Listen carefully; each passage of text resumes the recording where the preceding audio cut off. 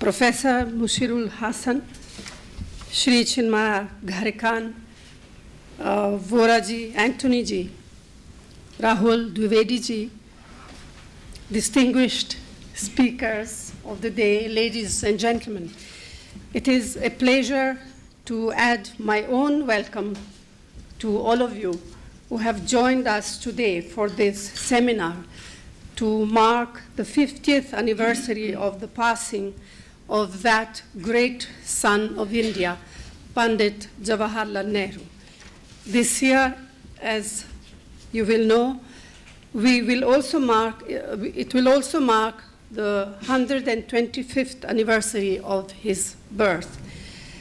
By observing these two anniversaries across the country, the Indian National Congress is celebrating the extraordinary life of a giant of our freedom struggle who went on to serve as India's Prime Minister.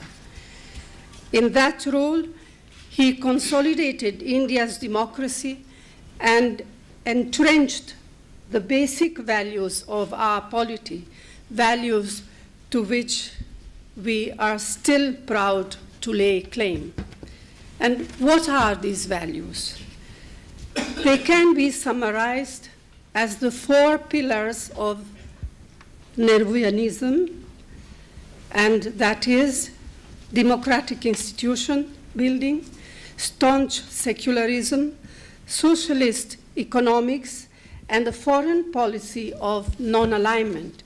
All of them were integral to a vision of Indianness that is fundamentally challenged by some in the prevailing political climate today, but which remain at the core of our party's belief.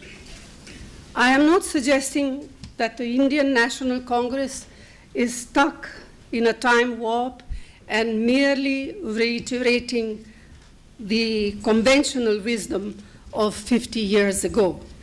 Rather, Nehru himself, as a man with an open and questioning mind, would have allowed his practical thinking to evolve with the times, even while remaining anchored to his core beliefs.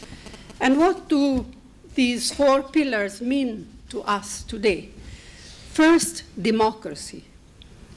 It was by no means axiomatic that a country like India, driven by so many internal differences and diversities, beset by acute poverty and torn apart by partition, would be or remain democratic. Many developing countries found themselves turning in the opposite direction soon after independence, arguing that a firm hand was necessary to promote national unity and guide development. It was Nehru who, by his scrupulous regard for both the form and the substance of democracy, instilled democratic habits in our country. He was India's unchallenged leader, and yet his reaction when opposed was not to overrule his rivals, but rather to offer to resign. His respect for Parliament, his regard for the independence of the judiciary, his courtesy to those of different political convictions, his commitment to free elections, and his deference to institutions over individuals all left us a precious legacy of freedom. Today, in the wake of the largest democratic elections in the history of the world, the Congress Party is proud to stand in that tradition. Second, secularism. Nehru strived to prevent partition, but when it occurred, he never accepted the logic that since Pakistan had ostensibly been created for India's Muslim, what remained was a state for Hindus. He lived up to his lifelong conviction that India belonged to all who had contributed to its history and civilization, and that the majority community had a special obligation to protect the rights and promote the well-being of India's minorities. In both government policy and personal practice, Nehru stood for an idea of India that embraced every religion, caste, ethnicity, or language. The Indian National Congress remains fundamentally rooted in such a conception of India. Third, socialism. It is fashionable today to decry Nehruvian socialism as a corrupt and inefficient system that condemned India to many years of modest growth levels. We do not deny, as Rajiv ji said 3 decades ago, that over time, the socialist model as practiced in India developed many flaws. But at the core of Nehru's socialism was the conviction that in a land of extreme poverty and inequality, the objective of government policy must be the welfare of the poorest, most deprived, and most marginalized of our people. Today, we refer to this as inclusive development. In his day, the best way to accomplish that was by building up structures of public ownership and state control of national resources, as well as enhancing the nation's economic capacity through government intervention.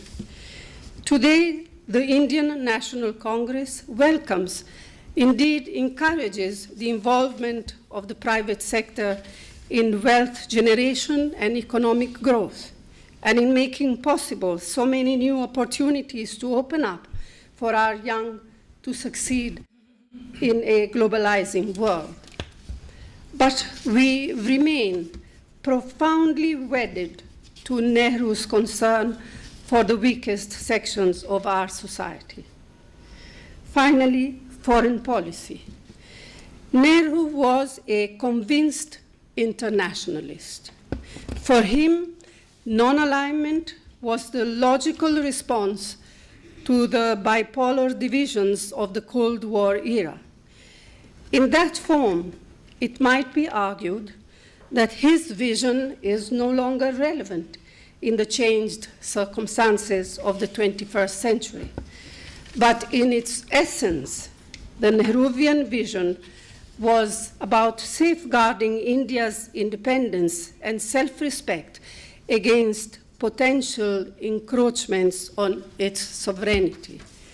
That remains at the heart of the Indian National Congress view of the world. We are proud of our independent foreign policy, the role we play in the international community, and having remained faithful to Nehru's internationalism. In today's world, we are non-aligned in the sense that we are aligned with no one nation or bloc, and we remain free to conduct our foreign relations according to our own lights. The last 10 years of the UPA government have entrenched an updated version of Nehru's idea of India, one that has widened the scope of its democracy through such innovations as the Right to Information Act, one that has defended secularism in the face of vigorous threats to our nation's diversity, one that has deepened inclusiveness through the creation of a framework of rights, including the right to work, the right to food, the right to education, and the right to fair compensation for land and rehabilitation, all of which have strengthened and empowered the poorest of our people, and one that has remained a proud and independent member of the community of nations. In all this, we are upholding the legacy of the remarkable human being whose life we commemorate today. And I look forward to what some of our scholars and experts and all of you will have to say in the course of this seminar. I'm sure you will deepen our appreciation of this extraordinary man and his continuing relevance to our world today. Thank you. Jai Hind.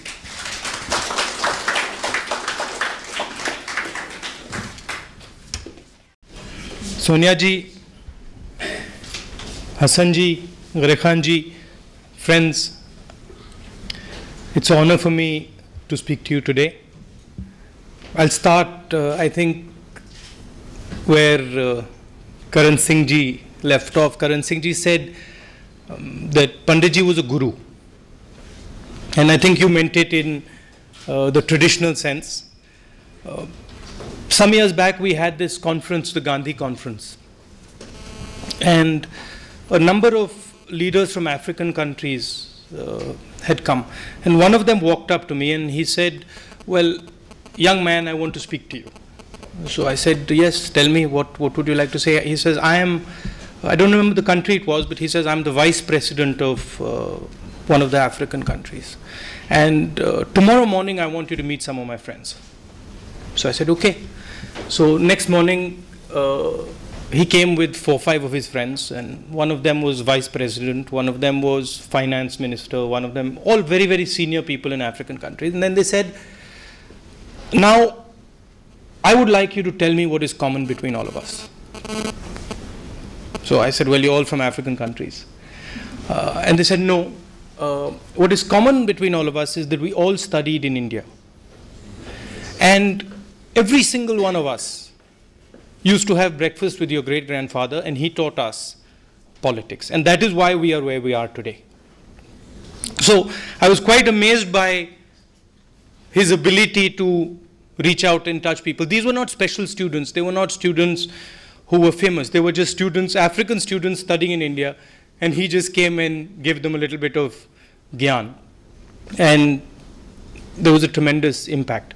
I think when we look at Nehru ji, we tend to, and I do it, but we tend to think about him in terms of his ideas. Secularism, democracy.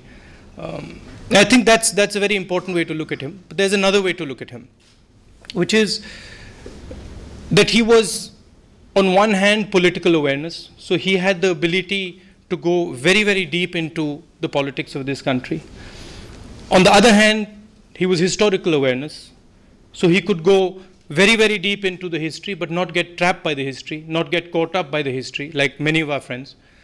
And whichever ideas he used and operated with, he was always able to see them for what they really were. He was able to adapt and he was able to move forward. There was no fossilization that was taking place at all. You know, I meet many young people and they have very, very set ideas. They know exactly what they want to do. They know exactly what is going to happen. They understand India. They understand everything.